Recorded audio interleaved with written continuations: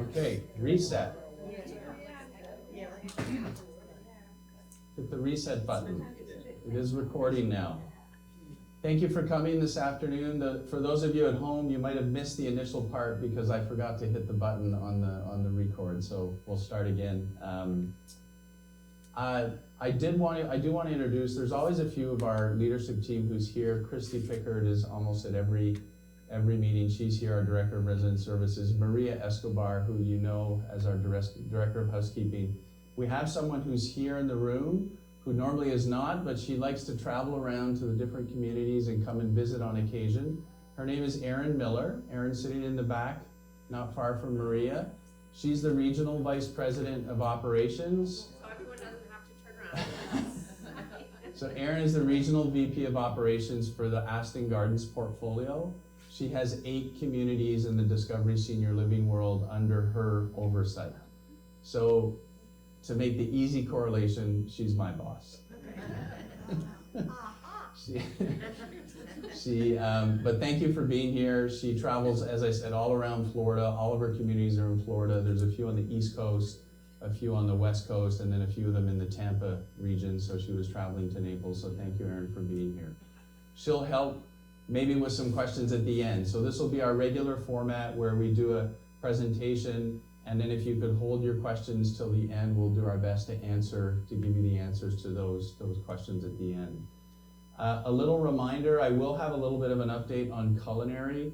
We had a bit of a situation that happened a few hours ago in our kitchen, so I will update you on the status of that, and we will need to modify service a little bit this evening for dinner. But more to come. Chef Lee is actually working on that right now, so he'll be in the room shortly and we'll update you. Food services, it's not going to change, but we're going to need to modify it a little bit because of an electrical situation that happened earlier today. All right. So it is April 25th. I hope I have the right date. The first topic is always related to the Resident Council. The Resident Council, as many of you know, meet the week prior to this meeting. They bring whatever issues or concerns or comments that they have that they've received from residents throughout the month. They bring them to that meeting and they share them. So I like to do a little bit of a recap of that meeting that happened a week ago. Then we'll do a little update on COVID-19. We'll do some different department updates. And then we'll do our Q&A, our question and answer period. And then the next meeting, just as a reminder, once again, systematically the last Tuesday of every month at 3 p.m. So that'll be May 30th in May. All right. So the first item that actually came up in our resident council meeting was we had some entertainers that were soliciting gratuities. I don't know if everybody saw that, but it did happen on a few different occasions. So we've subsequently followed up with those entertainers to let them know that we are in a no gratuity and no tipping environment. So they've removed whatever containers they've had soliciting those gratuities. So that should not happen moving forward with any entertainers in our community. It was highlighted that there's been inconsistencies between Touchtown, which is the in-house TV channel, the 9005 channel, and some of the update documents. We do a weekly update, a weekly calendar with the weekly update, but we also do a monthly calendar. So I thought I would highlight that there have been some inconsistencies that our team is going to work on to try to rectify. And Bailey, who's in the room today, has actually been helping us out quite a bit with Brooke transitioning to sales. So she's been working on a lot of these things. But I did want to clarify one thing, is we produce a monthly newsletter that has a calendar in the newsletter. There will probably be, almost on a monthly basis, some discrepancies or inconsistencies between that calendar and what actually happens on the day of, because there's a delay between the production of the newsletter and the calendar and the actual execution of an event on any given day. Hi, Judy. So I don't know if that makes sense, but so as an example, for the month of May, we've already put all the information in to produce the newsletter and the calendar already, actually a few weeks ago. And so there's gonna probably be some changes by the time we get to May. So what we should be able to do consistently is have our weekly update document be accurate. Okay, so really if you look at the monthly calendar, you see an activity or see an event, and then you say, I hope this event is actually gonna happen, you can go to the weekly update document and that should be the accurate information. I hope that makes sense for everyone. And once again, there should be no discrepancies between that weekly calendar, that weekly document, and what we're producing through the Touchtown app on channel 9005. All right. Some of the benches around the community that we had removed, this dates back actually to the hurricane last year. We've reinstituted most of those benches. I know that there's one still missing that we will put back between, just not far from building 6. Some of those need to be secured, so we're working on that with our maintenance team right now to make sure that all of those benches are secured in place and that the remaining one gets placed in its position next to building 6. There was a general conversation, I thought this might be good to share it with the general resident population at the resident council meeting about recognizing some of our residents that really go above and beyond. So there was a kind of a more detailed conversation. I will not share all the details with you, but if you'd like, you could speak to your building representative about it. No decisions were made. It was just an initial conversation about how to maybe go about that. There were some concerns from a fairness and an equitable standpoint. How would the council go about recognizing certain residents? The last thing we want to do is thank someone for doing something and then maybe we don't thank another person, right? And so we don't really want to hurt any feelings through that process. So this is a conversation that's just been started at the resident council level. If you have any ideas, any suggestions, I'm sure the building representatives would be interested in discussing it with you. We are continuing to identify all the resident vehicles. This has been an ongoing issue primarily for the residents in buildings 3, 4, and 5 because of the close proximity of all those parking spots, the high demand for those parking spots, and the parking spots we like less are further away from the building. So what we're doing, first and foremost, is we're identifying all the resident vehicles with tags on them. And then the next step, and as soon as I have a timeline, I'll share it with you, we're gonna start identifying actual parking spaces. So in front of those, primarily in front of those 3 buildings, we're gonna identify spots that are close to the entrance that will be for resident parking only. Okay, so if there's a car down the road parked in a resident-only parking spot that has a tag on it that says staff, or that is not tagged, then that alerts our security team to say, hey, this person should not be parking here. We can go through our process, we can give them a notice, we can ask them to remove their vehicle. If they continue to park there multiple times, then we'll probably have to get to maybe towing the vehicle at a certain point. So that's coming, those spots being identified, and we're gonna focus on buildings 3, 4, and 5. Those are the ones that are in the highest demand. Buildings 6 and 7, there seems to be a little more parking in front of those buildings, and also building 2, there's a little more parking. We'll eventually get to all the buildings, but we're gonna focus on those 3. So once again, it will start with buildings 3, 4, and 5. There was some conversation about electric car charging. This is something that you probably see in the news a little bit more and more. People may be going to electric vehicles or what do they call them, EV cars, or whatever the name is, the acronym is. We were actually approached by an outside vendor to potentially put a charging station on site. Through some of their investigation and looking into it, there really is not a high enough demand here in the community relative to the number of electric vehicles that could potentially use that charging station. I will share with all of you that there was a conversation about, well, we could make it viable if we allowed people from the outside to come in and charge their vehicle, which was really a non-starter for us. We had set that from the get-go, that we do not want to increase the traffic flow on the campus. So if anyone is concerned from that perspective, that is not an avenue that we will go down. Potentially one day, if we have an increase in the number of electric vehicles from our residents on campus, we could potentially look at having one of these installed. And the way they function is these vendors actually come in, they partner with the community, they do the installation, and then you're basically partners on that program moving forward. So for now, not gonna happen, but we'll see down the road if there's more demand. That's basically what this bullet is describing. We will continue, it was raised once again at the resident council. The last few meetings, this has been a topic of conversation about getting our staff to respect traffic signs and signals, stopping at stop signs, making sure that they slow down in high traffic areas. So we're gonna continue to put a blitz on this. We ask all residents to share with your guests.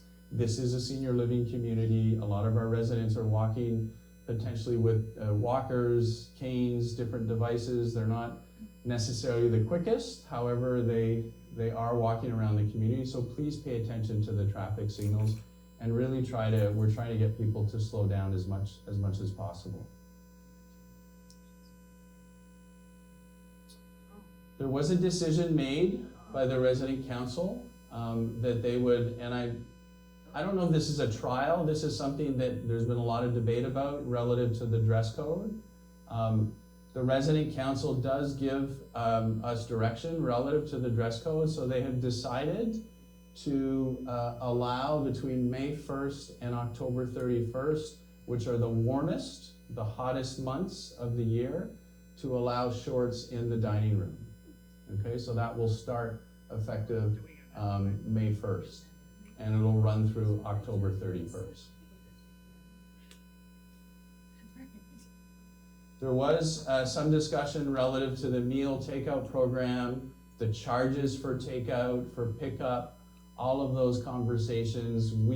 I've shared with you in these meetings a lot of the rationale around these charges.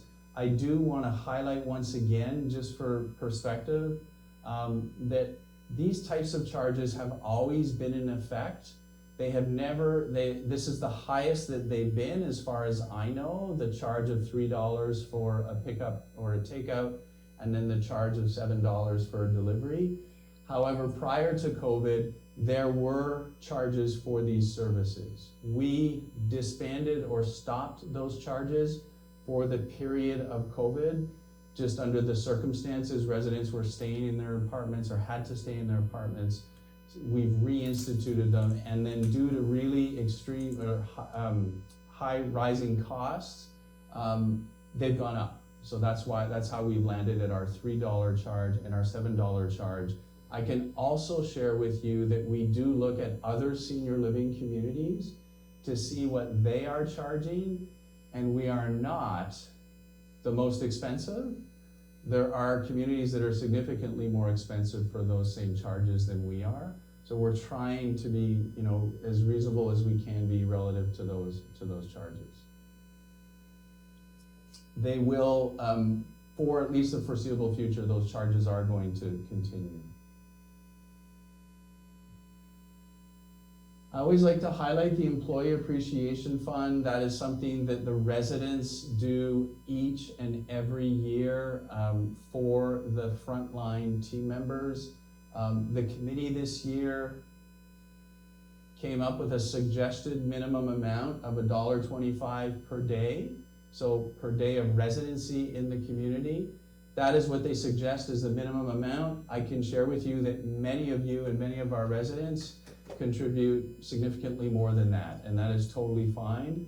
All those monies get raised throughout the year, and at holiday season, late November, early December, is when the distribution happens. I want to take advantage of this conversation, so once again, you can contribute as much as you'd like. and we'd like to thank you all in advance for the support that you provide. I do want to take advantage of this moment to talk a little bit about gratuities and tipping, and I know that's probably in the forefront of many residents' minds right now, but I need to repeat once again that the policy in the community is no tipping, no gratuity, no gifts to any of our staff under any circumstance.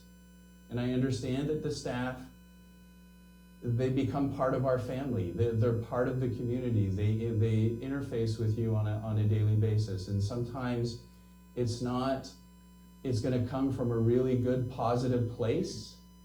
However, you do, by giving them money, jeopardize their employment here at the community. And I've shared that with residents over the time that I've been here.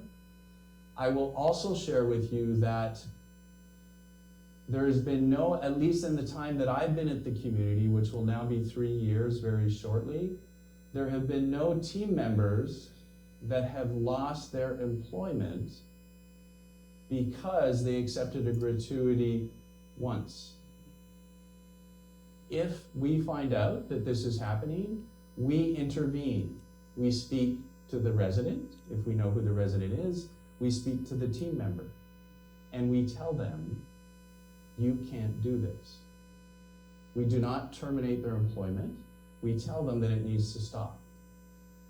If they continue to do it repeated times, then there really is their employment is in their own hands, right? At a certain point, you can explain it to people as much as you want. They need to accept responsibility for those things.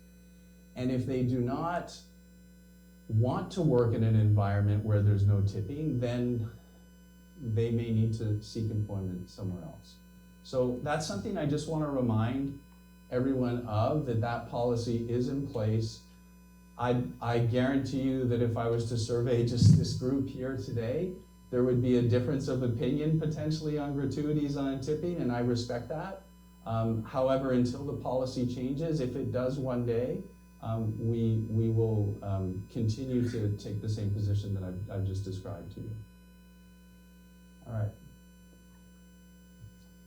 We've also communicated this for quite a while now, that effective Monday, May 1st, which is next Monday, that the second person fee will be increasing in the community. For those of you that have that second person, it will go from $800 to $900, so this is just a reminder. May 1st will also be the date that the new tavern pricing and the happy hour program will be in effect. We published in the weekly update last Friday the pricing. I'm actually going to go through that again today. And then the happy hour program will be published this coming Friday in our weekly update to explain to you exactly how that's going to work. And then, actually, I'll talk about the pricing a little bit later. And then we also shared capital projects with the resident council members, so they've received a list of any capital projects that we're doing throughout the year. So if you have any questions, you can speak to your building representatives. All right. A quick update on COVID-19. I don't know if this is a good sign, but where I've been retrieving all the statistics and the numbers, the number of positive cases in our county per week were unavailable. They've actually been unavailable for a couple weeks. So I'm going to make the assumption that that's a good thing. Hopefully they're low. A month ago, they were 123 cases per week, which was showing a downward trend over the last probably 4 or 5, well, I'll say probably the last 3-4 months has been showing a downward trend. The number of hospitalizations in the county relative to Collier County per week are 24. It was the same number last month, so that hasn't moved. And then the number of beds, they call these ICU beds that are used in Collier County for COVID-19 patients, is at 2.2%, which is probably the lowest I've seen it in a long time. So good signs. Transition rates are low in the county. We're going to continue to monitor. Presently, as far as we know, there's no positive, I don't know, Christy, if you need to, there are no positive cases that we're aware of in the community. Once again, if someone doesn't tell us, we may not know, but we're trying to remind people to let us know. And then stay up to date with your boosters and whatever your primary care physicians suggest that you do. All right, dining. So I did, just as a reminder, we had shared this already, but I'm gonna do it again. As of May 1st, the new pricing in the tavern is the domestic beer will be $4.50. The premium will be $4.95. The wine, the glass will be $5.95. The bottle will be $24.95. A standard mixed drink will be $6.95. And then there's a series of premium mixed drinks that will oscillate between $7.50 and $9. I probably shared this a couple months ago when we first communicated it to everyone, that we did do an analysis. We looked at obviously the local market, we looked at senior living, we looked at some of our sisters communities to see what their pricing was, and we did see that our pricing was significantly low. I know that the pricing hasn't changed at least in 3 years. I think it probably dates back to maybe 4 or 5 years, so this is the first change. It is a change from where we were, but we still believe that it's very competitive in the marketplace, and there will be still a happy hour program that we'll share with you on Friday. All right, celebrations. So Brooke has actually started her role as the Senior Lifestyle Coordinator, which really works with our sales team. We've shared this with you that Brooke is very excited about this opportunity. I think it gives her good growth within the community. We can still get to keep her as a team member here, which is awesome. But really what she wants to do and some of her goals and objectives, it really aligns with those. Bailey, thank you for everything you're doing as we transition. You've been awesome. We continue to recruit for her replacement. I don't really have anything that I can announce or share with everyone. As soon as I do, absolutely you will be the first ones to know as to how we're going to, who her replacement will be. And then once again, thank you to Bailey for all of her hard work and during this transition. She's been amazing. All right. Some housekeeping and maintenance items. So building 5, I don't know if are there any residents just going around the room? Lillian's in building 5, right? Yes. All right, Mrs. Oslu's too. So, there's Joan.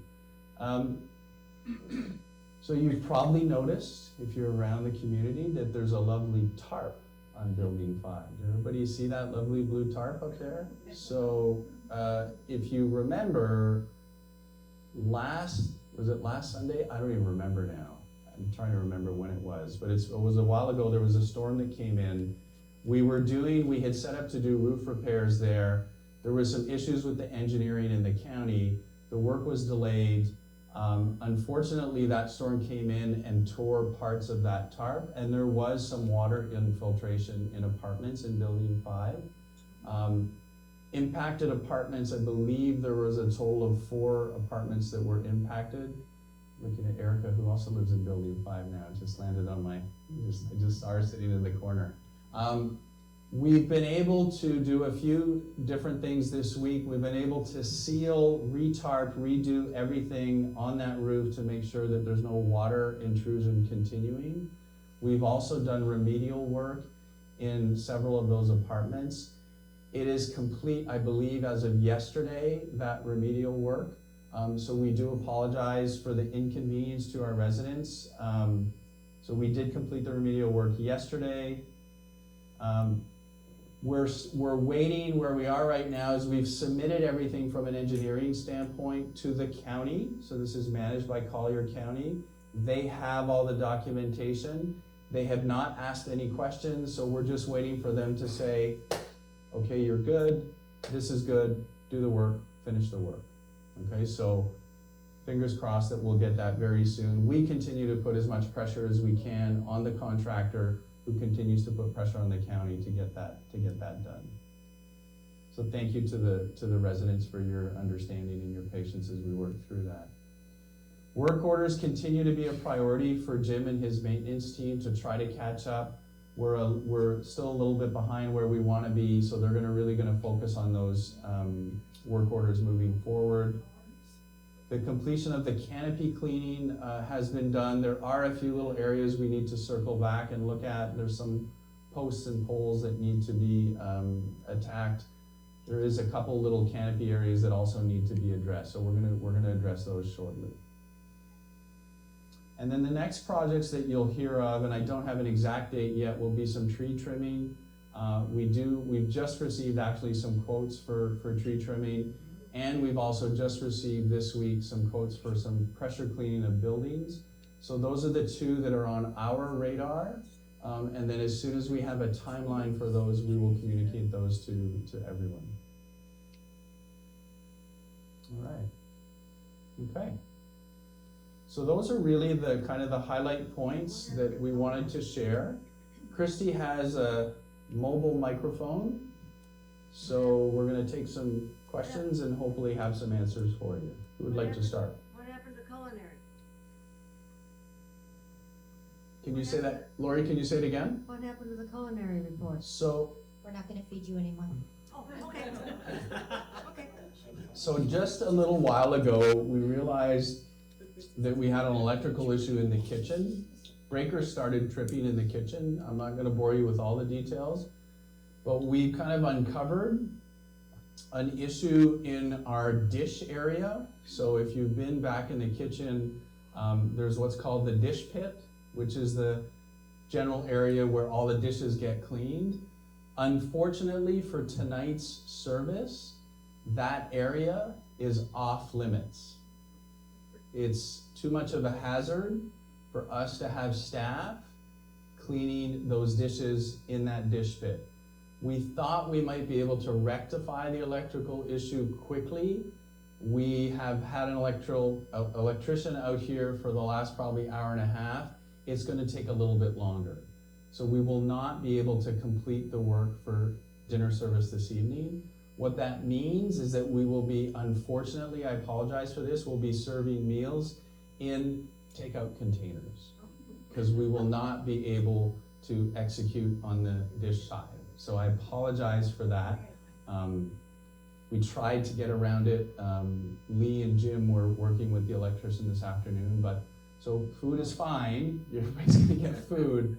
Unfortunately, it's gonna be served in those takeout containers, and the utensils the same, right? So, oh no, sorry, no, we're okay with the utensils? Ooh, okay.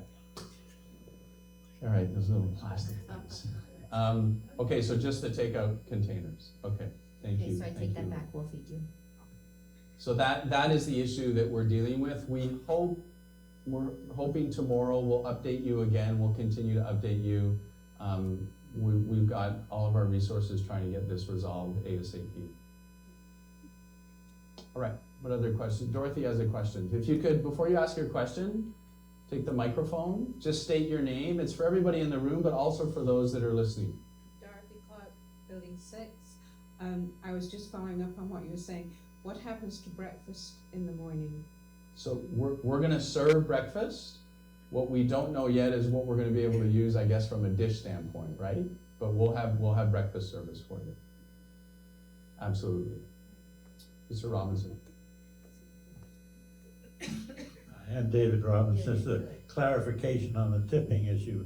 It's my understanding that the barber shop is not, you can tip the people who cut your hair because they're not part of it. Correct. That's a contracted company, and you can. Thank you for that. Thank you for that clarification. Mrs. Gullahorn, by the way. I'm Jean Gullahorn, also Building 3. I very much appreciated the insert you had on what can be recycled.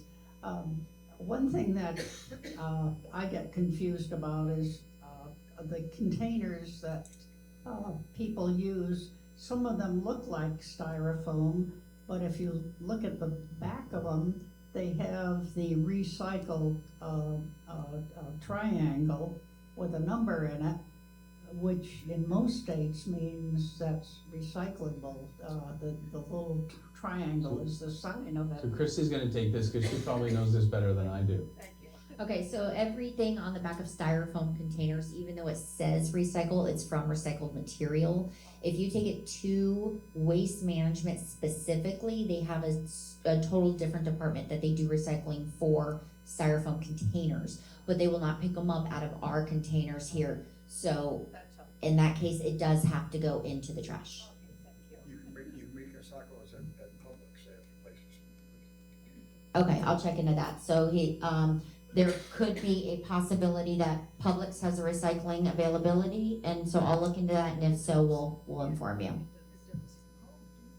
So you can bring, Mr. Gaynor, you can bring the materials The there? foam that has the triangle on it can be recycled outside of Publix. They Got got it. plastic bag ones and styrofoam. Got it, thank you. Not styrofoam, the recycled The foam. one that has the label on it, okay. All right. Again, we'll try to update everybody with that specific detail in the weekly update, so you know exactly what to look for. I think Mr. Urban had his hand up.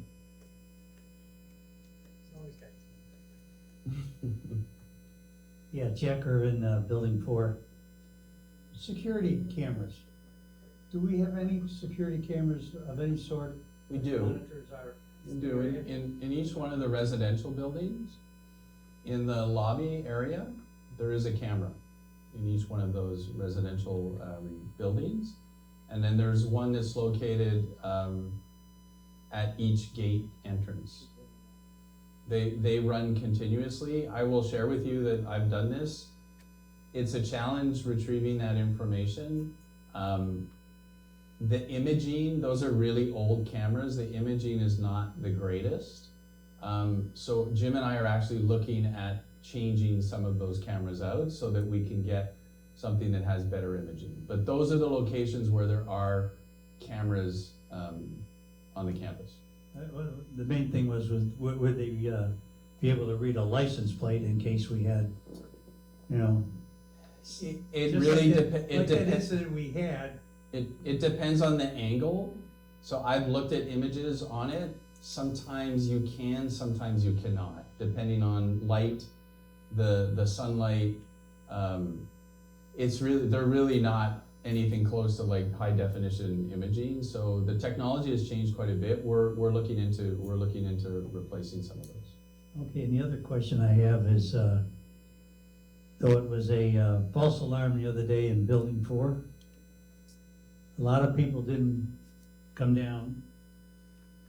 And I was very concerned, if we really did have an incident, how are we gonna get some of those people out of the building, especially those that have walkers and so forth, and, you know, very difficult for them getting around. So you're talking about a fire alarm? Yeah. Yeah. So. I mean, the emergency plan is use the stairwell, because it's gonna cut off the elevators, of course, automatically. Correct. That's policy anywhere you go. Correct. So what we recommend, because the doors to your apartments are fire rated, we recommend that if a resident cannot get down the stairwell, they're not able to evacuate that way, that they close their door and they remain in their apartment. The fire department will come to those residents. They will enter the building and come to those residents. That is the safer place to be, as long as the fire's not in their apartment, right? So if the fire's in their apartment, Obviously. Yeah. well, I say it because it's better to talk about it now than in the heat of the action. But, so if there is a fire in the apartment, do the reverse. Exit, close the door. And Christy, I think Jack has a question. Close the door and then exit. That is the safer approach. Jack Cook, Building 4. Mark, you said that we have security cameras in the lobbies of the first floor? There's one camera, yep, One camera? Yep. And pointing at the door, at the first floor correct. level? Yep. We have used those cameras.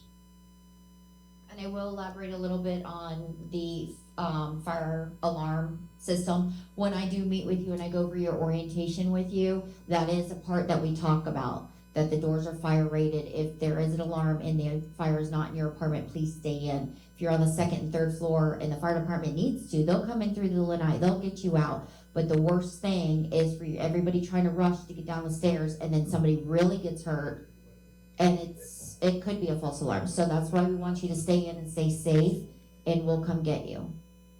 Mr. Lindquist had his hand up. Bob Lindquist, Building 6. Any update on the tree between, Mm-hmm. okay? Yeah, the orchid tree, is that the one? The leaner. Right, the leaner, so it is really leaning. It's been there for a while, that tree. I didn't realize how big that tree was. I looked at that a little while ago. So we've talked to 2 different landscapers. Their recommendation is leave it alone. Do not touch it. So for those of you that know, or maybe you don't know, so there's an orchid tree just outside of Building 6, between Building 6 and Building 3. So the east side of Building 3 and the west side of Building 6, if that, you can get the geography. There's an orchid tree, a very large orchid tree, it's beautiful. Probably years ago, there was a storm where it did move. It actually has, I don't know if you've seen it, but there's like a metal structure that's been put in the tree. So probably way back when, somebody tried to straighten it or tried to reinforce it. So there's like a metal rod that goes through the middle of it. It's literally grown around that metal rod. And I can't remember how big the tree is, but it's a pretty substantial tree. They believe that if we tried to do something with it, and the only thing you could really do is you would need to dig large enough around it, pick it up, and then kind of, reposition it. They believe it will kill the tree. The tree will not survive that. So their recommendation, we're gonna have it trimmed. So there's things that need to be trimmed out of it. However, their recommendation was just to. Not even to brace it, huh? No, they said, no, that tree has been there so long, you're gonna do more damage if you try to move it. Or Mrs. Doderline. Building 6, I have a question again for the fire security. You said to stay in the apartment, but what if the doors are not sealed right? You can look through. They're fire rated, so we can look at that. So if you have a door that's not sealed properly, Underneath, on the side. please let the maintenance team know. They can change some of that. Okay, so you put a work order in, they haven't done anything? No, Okay. we did years ago, it's still not done. Okay, so we need to look at that and replace stripping. Because then it will come in. It is still fire rated, believe me. Even though there is a slight, it will still operate as a fire rated door. It's better that everything be completely sealed, yes. So we're gonna make sure that the stripping gets looked at. Thank you. Okay. This is Gaynor. Constance Gaynor, Building 6. You mentioned about the pressure cleaning of the buildings. Will that also include window washing so that, our windows, we can see through them? So we're focused on the buildings for now. I can't give you a good answer to that. So I don't have that on the horizon right now. So I'd prefer just to be totally transparent. It's not part of what we're looking at doing. We're looking at doing the buildings. So there's some of those buildings that really need attention. Any other good? Helen, Mrs. Gottlieb.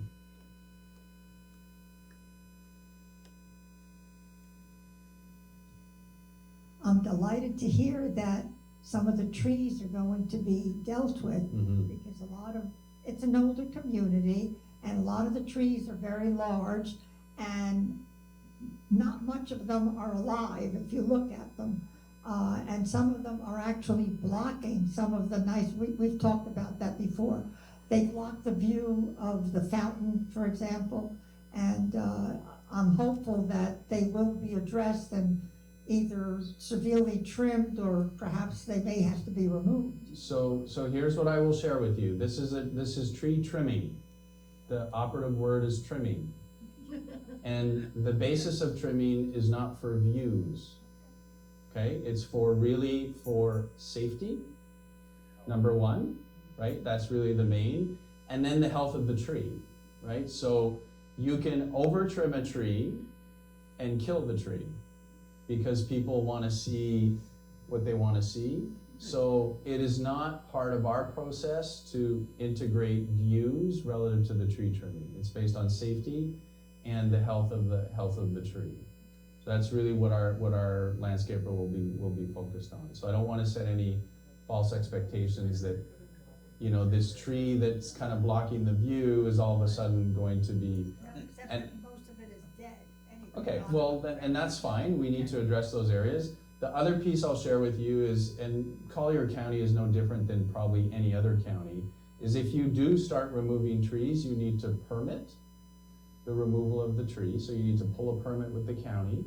And in most counties, they will oblige you to replant another tree or multiple trees in the same diameter.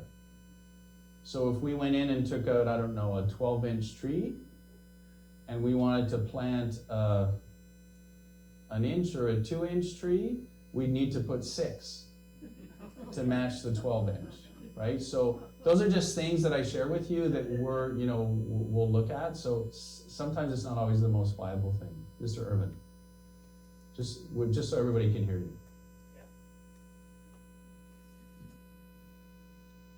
Yeah, touching on what you just brought up about that, to replace it, yes, provided that it's not blocking or causes any interference to exit. What you have here is there are a number of, right now that I've gone by, the buildings, and the lanais are practically blocked by these huge palm By the trees. trees, okay. Okay? Fair You enough. were just talking about the fire Yep. guys coming in and going through there. Well, that's an obstacle for them. That's not safe. No, I agree. So, I mean, there are ways to get with the county and they'll Absolutely. go off on that and give you help. Okay. Thank you. Any other questions, Mary? Just Mary? wait for the microphone so everybody can hear you.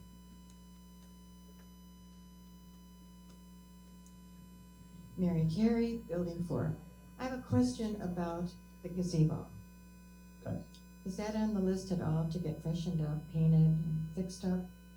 Because it's a red. Right now, it is not. It is not on our list, not for this year.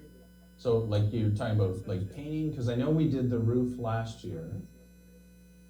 The painting and the little wooden structure that takes you to the gazebo. Okay, Is in poor shape. all right, let me make a note.